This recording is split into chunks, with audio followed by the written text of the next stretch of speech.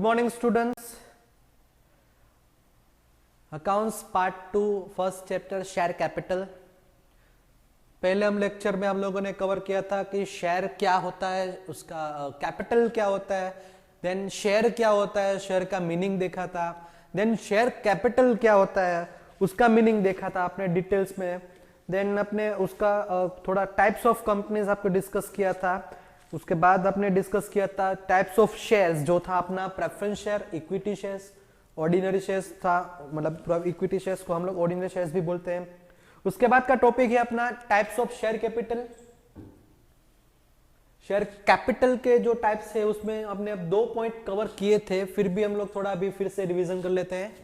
पहले है अपना ऑथोराइज्ड शेयर कैपिटल, मतलब कि हमने यहाँ पे साइड में लिखा था पहले लेक्चर में कि जो रजिस्टर ऑफ कंपनीज है वो हर एक कंपनी को एक लिमिट इश्यू करती है, मतलब लिमिट दे देती है, एक ऑथोरिटी दे देती है कि कंपनी अपने लाइफ स्पान में मैक्सिमम इतने अमाउंट तक के शेयर्स का कैपिटल, शेयर इश्यू करके कैपिटल जनरेट कर सकता है, जिसको हम लोग बोलेंगे ऑथोराइज्ड शेयर कैपिटल।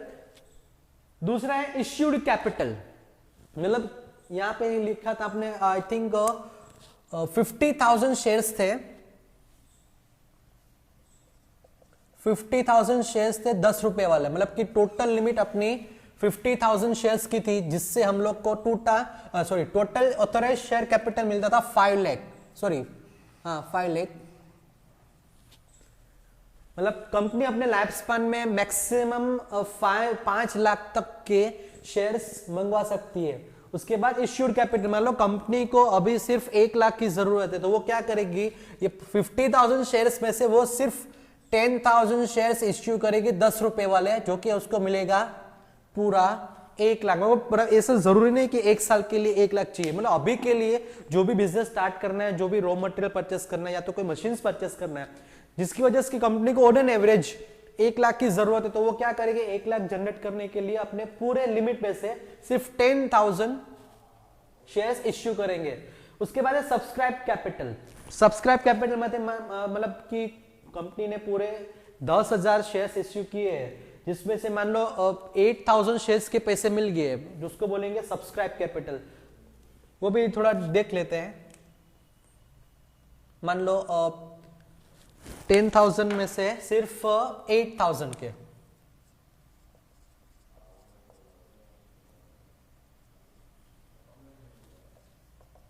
तो कंपनी को सिर्फ 80,000 शेयर्स मिलेंगे। अगर थोड़ा ये पॉइंट को डिटेल में लो सब्सक्राइब कैपिटल को, तो यहां पर उसके 2 टाइप्स रहेंगे सब्सक्राइब कैपिटल के।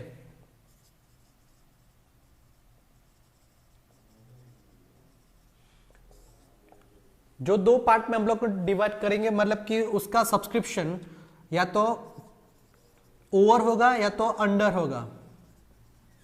अब ये कैसे डिसाइड होगा सब्सक्राइब कैपिटल ओवर सब्सक्रिप्शन हुआ है या तो अंडर सब्सक्रिप्शन हुआ है। लाइक जितने शेयर्स इश्यू किए, मान लो यहां पे 10,000 शेयर्स इश्यू किए हैं,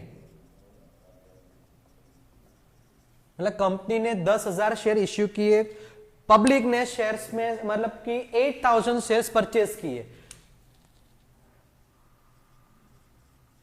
जिसको बोलेंगे सब्सक्राइब शेयर्स। मतलब टोटल 10,000 शेयर्स में से सब्सक्रिप्शन सिर्फ 8,000 का हुआ है, मतलब कि इश्यू से कम हुआ, जिसको हम लोग बोलेंगे अंडर सब्सक्रिप्शन। मतलब जितने भी इश्यूड शेयर्स है उससे कम अगर सब्सक्राइब होते हैं तो उसको बोलेंगे अंडर सब्सक्रिप्शन।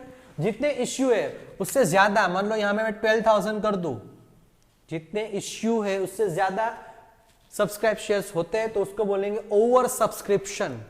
पर एक स्टैंडर्ड लिमिट जो कंपनीज एक्ट में लिखी है कि आपका जितने भी शेयर इश्यू करे वो इश्यू का 90% वो लिमिट है, 90%, एटलीस्ट 90% शेयर्स सब्सक्राइब्ड होने चाहिए। दैट मीन्स कि अगर शेयर्स इश्यू है 10,000, मतलब कि सब्सक्रिप्शन की लिमिट आ गई 9,000, इसका 90%, मतलब जितने भी इश्यूड शेयर्स है उसकी 90% अमाउंट सब्सक्राइब्ड होनी जरूरी है। मान लो अभी ये सब्सक्रिप्शन नहीं हुआ, अभी हम लोग को यहाँ पे 8,000 सब्सक्राइब हुआ था, तो जब भी ये लिमिट कम होगी, मतलब 90% से भी कम होगी, तब कंपनी के पास एक ही ऑप्शन रहता है जनरली, कि आरओसी मतलब रजिस्टर ऑफ कंपनीज वो कंपनीज को मतलब कि हुक्म करेगी, ऑर्डर करेगी भाई जितने पैसे आपको अभी मिला है वो सभी शेयर होल्डर को रिटर्न कर दो, कंपनी का थोड़ा वाइंड अप कर दो। या तो दूसरा ऑप्शन ऐसा भी हो सकता है जो आरओसी टाइम लिमिट को इंक्रीज कर सकती है कि आरओसी के बोल रहे कि आपको जो सब्सक्राइब कैपिटल अभी 8,000 7,000 मतलब 90% से जो भी कम हुआ है उसका टाइम पीरियड एक्सटेंड करके सब्सक्रिप्शन 9,000 का करवा सकते हैं। और दूसरा एक ऑप्शन है अंडरराइटिंग का, अंडरराइटर्स।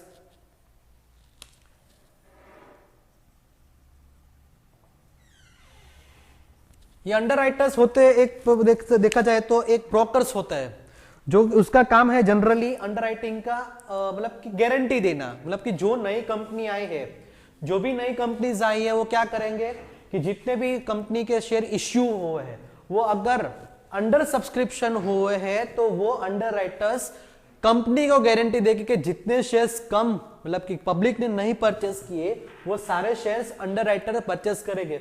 उसका मेन रीजन ये है सब्सक्राइब कैपिटल, मेन कंडीशन ये है कि कंपनी का 90% अगर सब्सक्रिप्शन नहीं होता है तो उसके केस में वो अंडरराइटर्स बाकी के जो शेयर्स नहीं परचेस हुए वो अंडरराइटर्स परचेस करके वो सब्सक्राइब कैपिटल को फुलफिल मतलब 90% की जो कंडीशन है वो फुलफिल कर देती है। इसकी वजह से अंडरराइटर्स यहां पे आते हैं। तो आपको याद रखना है सब्सक्राइब कैपिटल अगर इश्यू से ज्यादा हुआ तो उसको बोलेंगे ओवर सब्सक्रिप्शन, इश्यू से कम सब्सक्राइब हुआ तो उसको बोलेंगे अंडर सब्सक्रिप्शन।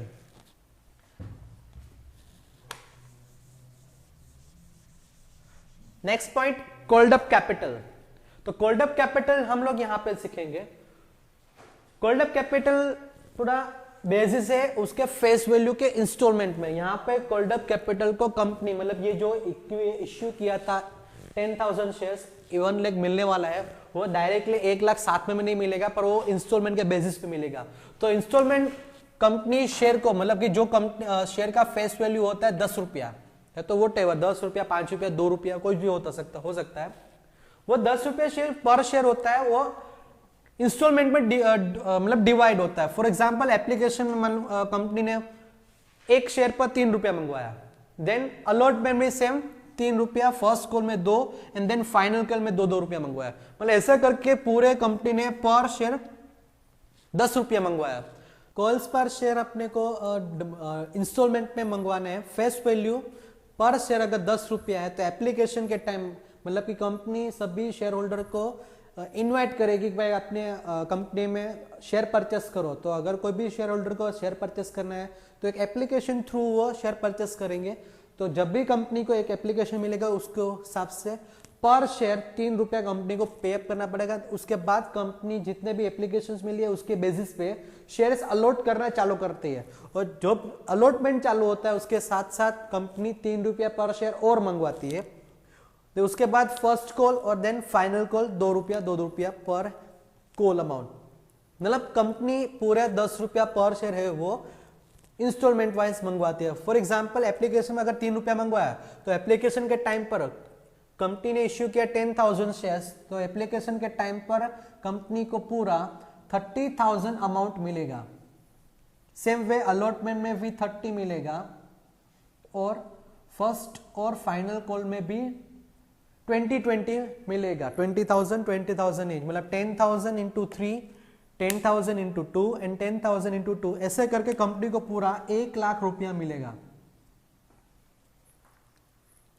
कंपनी जितने भी शेयर्स इश्यू करती है वो शेयर अमाउंट मतलब उसकी जो भी उसकी फेस वैल्यू रहेगी वो फेस वैल्यू को वो इंस्टॉलमेंट में मंगवाएगी। और जितने भी इंस्टॉलमेंट अभी तक मंगवाया, मान लो कंपनी ने अभी तक सिर्फ फर्स्ट कॉल तक अमाउंट मंगवाया मतलब फाइनल कॉल नहीं मंगवाया, तो जितना भी अमाउंट कंपनी मंगवाती है उसको बोलोगे हम लोग कॉल्ड अप कैपिटल। मतलब 10,000 शेयर्स इश्यू हुआ है और कंपनी ने अभी तक 3-3-2 मतलब टोटल 8 रुपीज मंगवा लिए हैं जिसको बोलेंगे मतलब 80,000 मिलेंगे जिसको बोलेंगे कॉल्ड अप कैपिटल। और वो कॉल्ड अप कैपिटल में से 80,000 में से मान लो कोई शेयर होल्डर ऐसा होता है कि उसने एप्लीकेशन अलॉटमेंट पे कर दिया मतलब 500 शेयर्स पे या 1000 शेयर्स पे 2 रुपया फर्स्ट कॉल का नहीं मिला कोई भी रीजंस के, मान लो कि कंपनी ने वो शेयर होल्डर को नोटिस भेजा कि आपका ये इतने शेयर्स पर ये फर्स्ट कॉल का 2 रुपया ड्यू हुआ है, ये तारीख तक पे कर दिया। लाइक इट्स लाइक प्रीमियम कि आपको प्रीमियम पे करना है तो इंश्योरेंस कंपनी आपको एक नोटिस भेजती है कि कि आपका ये प्रीमियम ये पूरे साल का इतना अमाउंट ड्यू हुआ है, इसका लास्ट लिमिट ये है जिसकी पहले आप उसको भर दो। इसका में सेम यही है कि एप्लीकेशन अलॉटमेंट भर दिया, फर्स्ट कॉल का कोई शेयर होल्डर मान लो अभी पे नहीं कर रहा है तो शेयर कंपनी उसको नोटिस भेजेगी। मान लो कोई भी रीजन से वो 2 रुपया कुछ शेयर्स मतलब 5000 शेयर्स है जिसमें फर्स्ट कॉल का 2 रुपया नहीं मिल रहा है, मतलब कंपनी को टोटल 10,000 नहीं मिलेंगे। दैट मीन्स कंपनी ने 80,000 मंगवाया था जिसमें 10,000 नहीं मिलने वाला है। दैट मीन्स कंपनी को 70,000 मिल रहे हैं। दैट मीन्स उसका एक और रीजन है कि शेयर होल्डर्स ने 80,000 में से 70,000 पेड कर दिया। दैट मीन्स उसको बोलेंगे हम लोग पेड अप कैपिटल। 10,000 इंटू मतलब 8 होगा, पर इसमें से 2 रुपया 10,000 पर नहीं मिलेगा, जिसमें से हम लोग 10,000 माइनस करेंगे और अपना पेड अप कैपिटल होगा 70,000। 80,000 कोल्ड अप था, कंपनी ने मंगवाया था, जिसमें से 10,000 शेयर्स पर 10,000 अमाउंट 5,000 शेयर्स पर नहीं मिलने वाला। कोई भी रीजन हो सकता है, मतलब कंपनी ने जो शेयर होल्डर ने जितना भी पेमेंट किया उसको बोलेंगे पेड अप कैपिटल। और बाकी रहा यहाँ पे अनकोल्ड कैपिटल। तो अनकोल्ड कैपिटल क्या होता है कि कंपनी ने जितना मंगवाया जिसको बोलेंगे कोल्ड अप, जितना मंगवाना बाकी है पर शेयर उसको बोलेंगे अनकोल्ड कैपिटल, मतलब कि 20,000। अब मान लो कंपनी ने अभी 80,000 कैपिटल कोल्ड अप कैपिटल मिला, वो 80,000 पे अभी कंपनी का काम शुरू हो गया, कंपनी को अभी ज्यादा फाइनेंस की फंड की जरूरत नहीं है, मतलब अभी ये 2 रुपया जो अनकोल्ड है मंगवा सकती है, अभी मंगवाया नहीं है, मतलब फाइनल कोल जो अभी बाकी है मंगवाना पर शेयर 2 रुपया, वो कंपनी ने अभी मंगवाया नहीं है, पर फ्यूचर में कभी भी फाइनेंस की जरूरत पड़ेगी वो शेयर होल्डर से पर शेयर 2 रुपया मंगवा सकती है। तो वो क्या करेंगे, अभी उसको जरूरत नहीं है, मतलब मान लो अनकोल्ड कैपिटल 20,000 है, उसको अभी कोई जरूरत नहीं है, तो अभी उसको ऐसे रिजर्व डिक्लेयर करेंगे, भाई उसको रिजर्व में रखेंगे, जब जरूरत पड़ेगी तब मंगवा लेंगे, और वो अनकोल्ड कैपिटल अपना अल्टीमेटली हो गया रिजर्व कैपिटल। मतलब कंपनी जितना अमाउंट अभी फ्यूचर में मंगवाएगी, मतलब मंगवाना मतलब कि कैपेबल है, मतलब शेयर होल्डर के पास से कभी भी मंगवा सकती है, ये भी रिजर्व कैपिटल। और दूसरा 50,000 में से सिर्फ 10,000 ही शेयर इश्यू है, मतलब अभी भी 40,000 शेयर्स इश्यू करके फिर से कैपिटल जनरेट कर सकती है, तो उसको भी आप लोग रिजर्व कैपिटल बोल सकते हो। मतलब फ्यूचर में कभी भी कैपिटल की जरूरत पड़ेगी तो शेयर होल्डर से कितना अमाउंट मंगवाना है वो इस हिसाब से पूरा रहेगा। ये पूरा चैप्टर में पूरा ये टॉपिक इंपॉर्टेंट है as a theory point of view और as a practical point of view.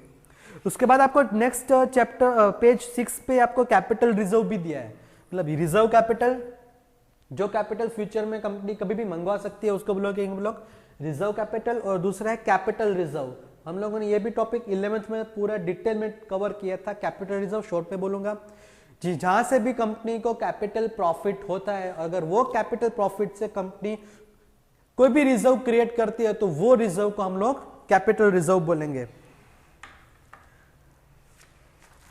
अभी ये चैप्टर में थोड़ा प्रैक्टिकल एस्पेक्ट्स शुरू हो रहा है। उस पर पेज नंबर 8 पर आपको ओवर सब्सक्रिप्शन, अंडर सब्सक्रिप्शन, अभी हम लोगों ने यहाँ पे सब्सक्राइब कैपिटल के पॉइंट में दोनों डिटेल में पढ़ा। उसके बाद है वहाँ पे आईपीओ और एफपीओ, मतलब यहाँ पे उसको सिर्फ ऐसे फुल फॉर्म याद रखना है। आईपीओ का फुल फॉर्म है initial public offer and FPO का है फॉलो ऑन पब्लिक ऑफर। तो थोड़ा प्रैक्टिकल पॉइंट ऑफ व्यू से अभी हम लोग डिस्कस करेंगे। मतलब जितना भी अभी कोल्ड पर शेयर है, मतलब कोल्ड अप कैपिटल कंपनी मंगवाने वाली है, वो कोल्ड अप कैपिटल अब कंपनी कैसे मंगवाएगी, उसका अकाउंटिंग कैसे होगा। हम लोग मान लो यही एग्जांपल को थोड़ा फिर से रिपीट करेंगे।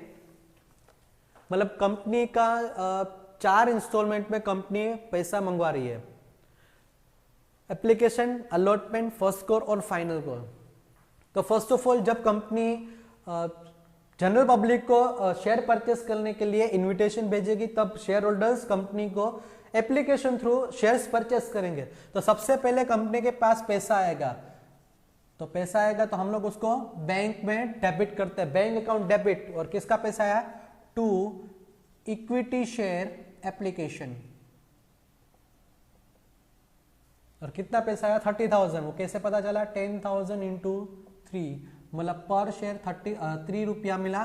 टोटल शेयर्स 30,000 शेयर कैपिटल 30,000 मिला। उसके बाद वही शेयर्स एप्लीकेशन में जो 30,000 शेयर्स मिले हैं जिसको ट्रांसफर करना है इक्विटी शेयर कैपिटल में, तो फिर से इक्विटी शेयर एप्लीकेशन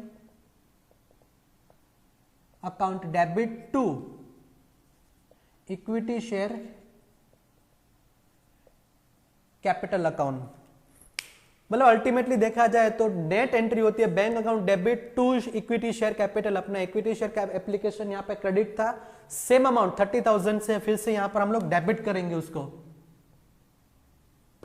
तो equity share application credit, equity share application account debit 30,000 से कट होगा, जिससे हमारा नेट एंट्री बनेगा bank account debit to equity share capital account. अगर नरेशन लिखना है तो हम लोग इसका अपने एंट्री का नरेशन ऐसे लिखेंगे कि being amount receive from equity share application, और जो भी एप्लीकेशन का पैसा मिला हम लोगों ने वो ट्रांसफर किया इक्विटी शेयर कैपिटल में, और ये अपना बैलेंस शीट में लायबिलिटी साइड पहले जाएगा। जब आपको पता है कि 11th स्टैंडर्ड में अगर आपने बैलेंस शीट पढ़ा है तो उसमें बैलेंस शीट में लायबिलिटी साइड सबसे पहले हम लोग कैपिटल लिखते थे, जो थी हमारी सोल प्रोप्राइटरशिप की बैलेंस शीट। उसके बाद अकाउंट्स के फर्स्ट पार्ट में सेकंड चैप्टर में भी देखा था बैलेंस शीट में, उसमें भी आप सबसे पहले लायबिलिटीज में सबसे पहले क्या लिखते थे कैपिटल, जो कि पार्टनरशिप की कैपिटल थी।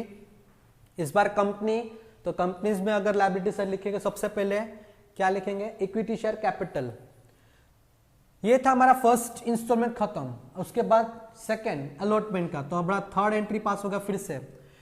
अब जब भी ये कोई भी इंस्टॉलमेंट ड्यू होगा तो उसके पहले ड्यू की एंट्री होगी, तो एंट्री होगी equity share allotment account debit to equity share capital account. Same amount तो सेम रहेगा 10,000 इंटू 3, अलॉटमेंट में पर शेयर 3 रुपया है, तो फिर से आपको मिलेगा अमाउंट 30,000। मतलब ये एंट्री पास की है अलॉटमेंट में, जहां पे कंपनी क्या करेगी जितने भी शेयर होल्डर्स है उसको शेयर्स अलॉटमेंट करना शुरू करेगी। जब भी अलॉटमेंट करना शुरू करेंगे कंपनी एक नोटिस उसमें ऐड करेगी जिसमें बोल देंगे कि आपको अलॉटमेंट इतना शेयर्स हुआ है, जिसमें फिर से आपको अलॉटमेंट के बेसिस पे और 3 रुपया कंपनी को पे करना है। मतलब कंपनी को अलॉटमेंट करने के टाइम पर 30,000 रुपया शेयर होल्डर से लेना है। मतलब इक्विटी शेयर अलॉटमेंट इस बार हमारा रिसीवेबल है कंपनी के लिए। उसके बाद फोर्थ एंट्री सेम कि जितना भी कंपनी का अलॉटमेंट में रिसीवेबल था वो कंपनी को पैसा मिलेगा। इसके लिए एंट्री होगा bank account debit to equity share allotment, same amount 30,000। मतलब जब भी ये कोई भी इंस्टॉलमेंट ड्यू होता है और ड्यू के साथ साथ पूरा अमाउंट कैपिटल में ट्रांसफर कर दो, उसके बाद जो भी अमाउंट ड्यू हुआ है उसका पैसा मिलेगा तो bank account debit to equity share allotment account 30,000। Then next call, first call है अपना, फिर से वही एंट्री इक्विटी शेयर अलॉटमेंट, तो अलॉटमेंट की जगह हम लोग को सिर्फ नाम चेंज करना है फर्स्ट कॉल, और दूसरा कहां चेंज होगा पर शेयर इस बार 2 रुपया है, एक फर्स्ट कॉल में 2 रुपया है, तो इस बार अमाउंट कितना मिलेगा अपने को 20,000। मतलब एंट्री रहेगा ड्यू के time equity share first call account debit to equity share capital, और फर्स्ट कॉल के साथ साथ मतलब ड्यू होगा तब एक और नोटिस शेयर होल्डर्स को भेजेंगे कंपनी कि आपका ये फर्स्ट कॉल अभी ड्यू हुआ है, जिसमें आपको ये लिमिट है ये तारीख तक ये पैसा कंपनी में जमा करवा दो। देन बैंक अकाउंट, उसके बाद मतलब फर्स्ट कॉल जो भी ड्यू है उसका पैसा मिलेगा bank account debit to equity share first call account. मतलब ये अकॉर्डिंग टू सेबी जो भी मार्केट बेस मतलब इक्विटी शेयर्स पे अगर आप ट्रांजैक्शन करते हो तो वो कैश में वैलिड नहीं है। मतलब यहाँ पर आप कैश अकाउंट नहीं लिख सकते, कंपलसरी वो ट्रांजैक्शन चेक थ्रू या तो ऑनलाइन ट्रांजैक्शन से होते हैं, इसलिए वजह से यहाँ पर कंपलसरी आपको बैंक अकाउंट लिखना पड़ेगा। उसके बाद फाइनल कॉल है 2 रुपए का, फिर से equity share final call account debit to equity share capital, amount change नहीं होगा। फाइनल कॉल का भी 2 रुपया है, टोटल शेयर्स पे 20,000 मिलेंगे। Same way final call due होने के बाद कंपनी को पैसा मिलेगा, जिसमें एंट्री आएगी bank account debit to equity share final call account credit. तो ये थी जनरल एंट्रीज। ये चैप्टर पूरा मतलब 10 मार्क का वेटेज है, जिसमें से एक एमसीक्यू और एक सेक्शन 2 में 1 वर्ड 1 सेंटेंस क्वेश्चन आएगा, और एक 8 मार्क का जो सम आएगा। जो 8 मार्क का सम है वो पूरा एक जर्नल एंट्रीज के बेसिस पर है। अभी ये थोड़ा बेसिक था कि आपको कब कौन सी एंट्री पास करनी है, कितने इंस्टॉलमेंट्स है, तो उसका एंट्री कैसे पास करेंगे। तो अभी ऐसा भी हो सकता है कि कंपनी जो भी शेयर इश्यू करती है उसके 3 टाइप्स हैं। मतलब यहाँ पर भी हम लोग वो डिस्कस करते रहे कि कंपनी ने, मान लो एक XYZ कंपनी है, उसने 10,000 शेयर्स इश्यू किए, जिसकी फेस वैल्यू है पर शेयर है मतलब मान लो 10 रुपया। अब कंपनी ने वही शेयर 10,000 शेयर इश्यू किए 10 रुपये में। अगर कंपनी ने फेस वैल्यू मतलब 10 रुपये के साथ साथ 10 रुपये ही में ही मतलब इश्यू कर दिए, फेस वैल्यू पे इश्यू करिए, दिस मीन्स उसको बोलेंगे इश्यूड एट पार, मतलब इश्यूड एट फेस वैल्यू।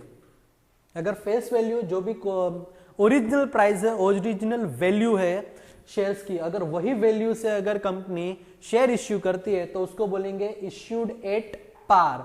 मान लो कंपनी जो भी फेस वैल्यू है उससे ज्यादा पैसा मंगवाती है, मतलब मान लो 10 रुपए फेस वैल्यू और 20% एक्स्ट्रा, मतलब 20% ज्यादा मांगती है। मतलब अभी कंपनी का जो शेयर का प्राइस रहेगा वो हो जाएगा 12 रुपया। तो 12 रुपया कैसे हुआ, 10 रुपया फेस वैल्यू प्लस 2 रुपया जो ज्यादा मंगवाया, इससे हम लोग का 12 हो गया। मतलब 10 रुपए का 20% 2 रुपया। तो जो ज्यादा मंगवाते हैं उसको बोलेंगे हम लोग प्रीमियम। ये अपना फेस वैल्यू, ये अपना कंपनी का जो नेट अमाउंट कंपनी पर शेयर मंगवाएगी, तो इसको बोलेंगे इश्यूड एट प्रीमियम। मतलब प्रीमियम कैसा रहेगा, फेस वैल्यू प्लस प्रीमियम। अब प्रीमियम कैसे होगा उसका एंट्री वाइज देखेंगे। मतलब एप्लीकेशन में मान लो सेम एग्जांपल कंटिन्यू करते हैं। एप्लीकेशन में पर शेयर 3 रुपया मंगवाया, 10,000 इंटू तो 30,000 मिलेगा। अभी मान लो कंपनी ने ये 8 पार इश्यू किया है, मतलब फेस वैल्यू 10 रुपया है, तो 10 रुपये से ही कंपनी ने इश्यू कर दिया, तो आपको एंट्रीज में कोई चेंज नहीं रहेगा, अमाउंट में भी कोई चेंज रहेगा। अगर एट प्रीमियम अगर कंपनी ने इश्यू किया, मान लो ये सेम एग्जांपल 2 रुपया, तो मान लो यहां पर एक और अलॉटमेंट में विथ प्रीमियम है,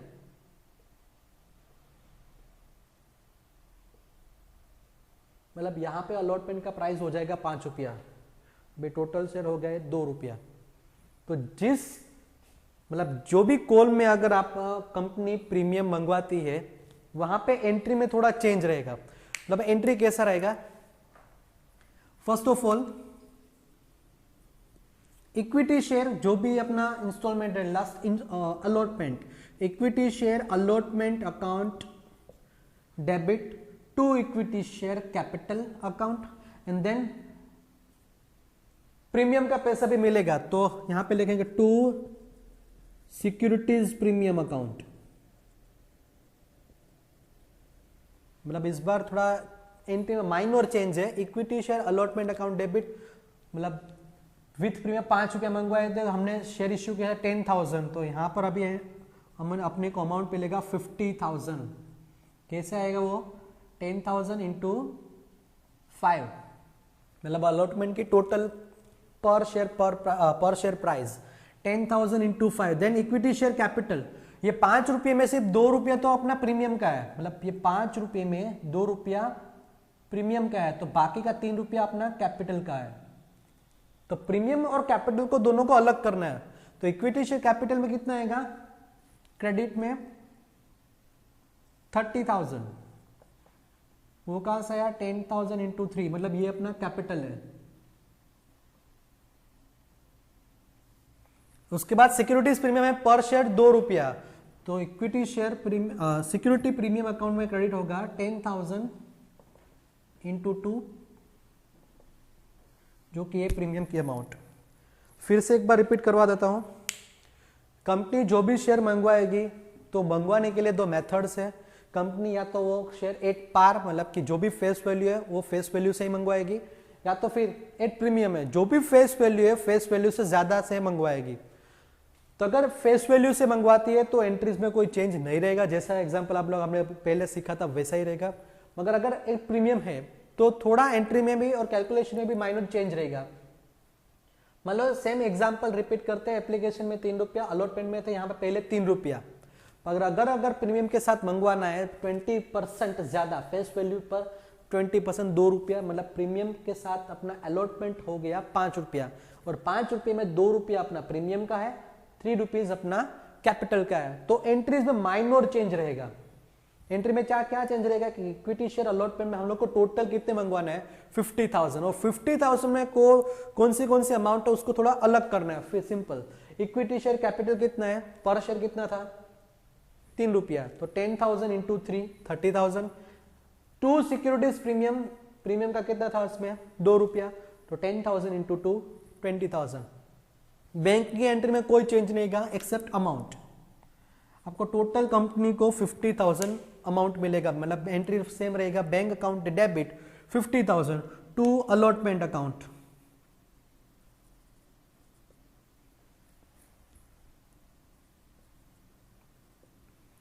मतलब एंट्री में थर्ड एंट्री में और फोर्थ एंट्री में कोई चेंज नहीं। थर्ड एंट्री में मेन है कि जितना भी सिक्योरिटीज प्रीमियम का आपको मतलब ज्यादा एक्सेस अमाउंट मिल रहा है वो हम लोग को सिक्योरिटीज प्रीमियम अकाउंट में डालना है। थर्ड एक मेथड था एट डिस्काउंट, मतलब अपनी 2014 कंपनीज एक्ट में जो 2013 कंपनीज एक्ट में जो अमेंडमेंट हुआ था, कंपनीज एक्ट में जो चेंजेस हुए थे, उस चेंजेस के हिसाब से कंपनी ने जो एट डिस्काउंट था पॉइंट था वो पूरा निकाल दिया। सिलेबस तो ठीक है, कंपनीज एक्ट में से ही निकाल दिया कि कोई भी कंपनी है अगर वो कंपनी शेयर इश्यू करना चाहती है, कोई भी नई कंपनी है पुरानी कंपनी, अगर वो कंपनी शेयर इश्यू करना चाहती है तो वो 2 मेथड अप्लाई कर सकती है शेयर इश्यूज में, एट पार और एट प्रीमियम। वो एट डिस्काउंट इश्यू मतलब कर नहीं सकती, वो 2013 कंपनीज एक्ट में से भी निकाल दिया है। मतलब ये पॉइंट अभी उसमें कवर नहीं है, आपको यहाँ पे भी पूरे चैप्टर में वो पॉइंट कहीं दिया नहीं है। मतलब शेयर्स डिस्काउंट से इश्यू करना इलीगल हो गया। मगर डिबेंचर इश्यू करना है तो वो आप 3 मेथड में करेंगे, जो कि हम लोग पहले नेक्स्ट चैप्टर में कवर अप करेंगे। उसके बाद अभी अपना इलस्ट्रेशन चालू होगा, जो हम लोग अभी नेक्स्ट वीडियो में कवर अप करेंगे।